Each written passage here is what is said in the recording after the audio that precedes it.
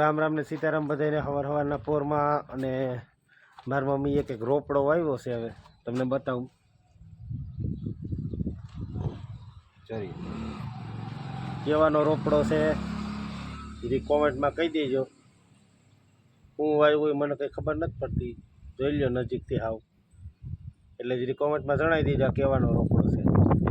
જો ગોપીબેન મસ્ત મજાનું વાહિંદુ થઈ ગયું. અને અટણમાં એક નીણ ખાઈ લીધી ગોપીએ.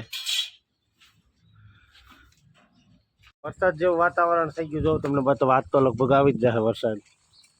ઝીણા ઝીણા સાટા કરે છે ને વરસાદ જેવું વાતાવરણ થઈ ગયું. ફૂલ તૈયારી થઈ ગઈ વરસાદની.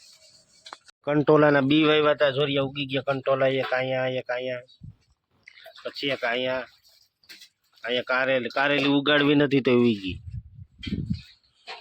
પછી અહીંયા કંટોલા ઉગ્યા.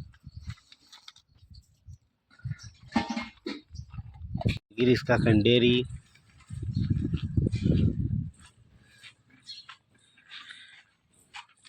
ના છે શેરી.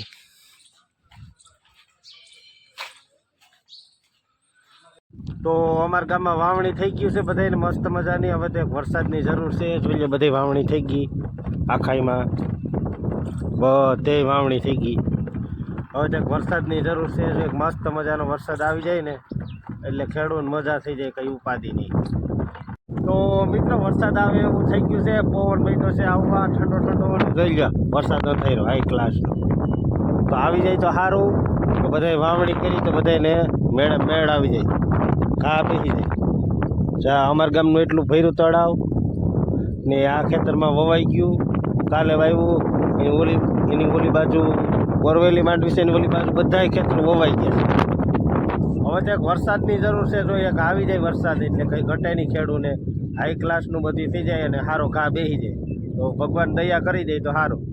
આ છે અમારું ગામનો સમાજ, એટલે કે રામદેવપીર સમાજ. આ છે રામદેવપીરનું મંદિર ને હમણાં અષાઢી બીજ નક્કી આવી રહી છે નજીક, તો મોજ કરશું વાલા બધાય. તો આ છે વાડી, એટલે કે સમાજ. જોઈ લો હાઈ ક્લાસનું. ને આ છે હનુમાનજીનું મંદિર. તો આજે શનિવાર છે તો જય શ્રી રામ લખી નાખજો બધાય. પૂગી ગયા કારખાને ને હવે આપણે બેસી જાય કામે.